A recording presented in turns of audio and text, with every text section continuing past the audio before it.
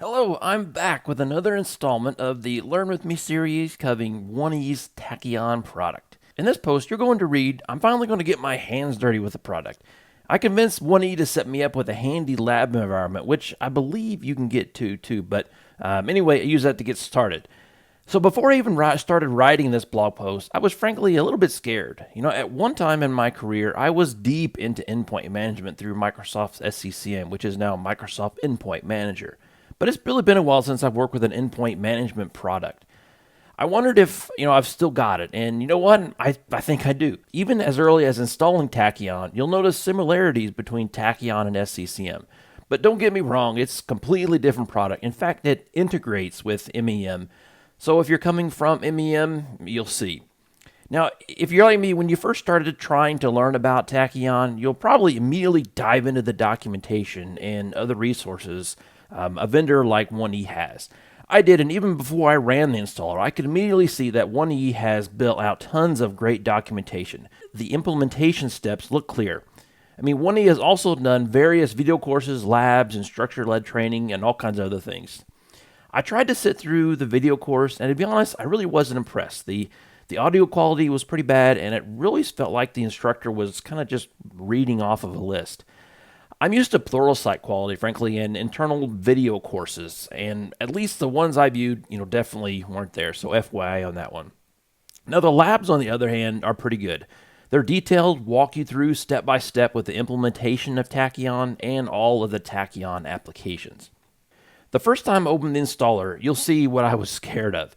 There's a lot to this product. Now, Tachyon is a platform with many different applications kind of built on top of it, which I'll be covering all throughout this series. Much like a typical MSI installer, it walks you through each step. Now, I saw nothing to really write home about, honestly, but I was impressed with how it handles prerequisites especially. Now, you'll see in the post that it runs through each of the prereqs and tests to ensure if they're not there. If not, it'll tell you. On top of that, it will also run a bunch of PowerShell scripts to make the required changes. I thought that feature was kind of cool. But other than that, same old, same old. But as soon as I got up and running, I really liked the UI of the Tachyon portal. I don't know what was built on, but the UI and UX were really pretty good. Everything was placed well and was responsive and intuitive. In the portal, you'll see in the post that I set up some common roles. I could tell 1E spent quite a bit of time on RBAC. Out of the box, there were already dozens of roles defined, so it was pretty easy to set up. And I also deployed some agents in this area. 1E has a few different ways to deploy agents that I tried out, such as their 1E Client Deployment Assistant tool and via MEM I had in my lab environment. Now, 1E could improve this experience a little bit by integrating the client deployment process directly in the client portal. Having a separate tool was kind of a bit cumbersome. I finally rounded off the experience by learning about instructions. Now, this concept came back again and again in Tachyon. Instructions are how Tachyon invokes actions on endpoints. I learned that Tachyon is kind of like the Jenkins DevOps tool, if you're familiar with that.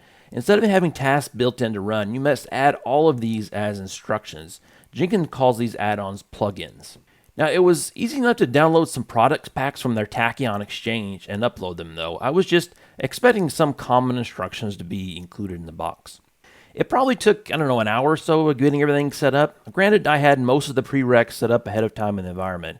But, I guesstimate if you're starting from scratch, it may take you between, 3 to 4 hours for accounting, prereq installs, setup, troubleshooting, and any environmental issues or whatever.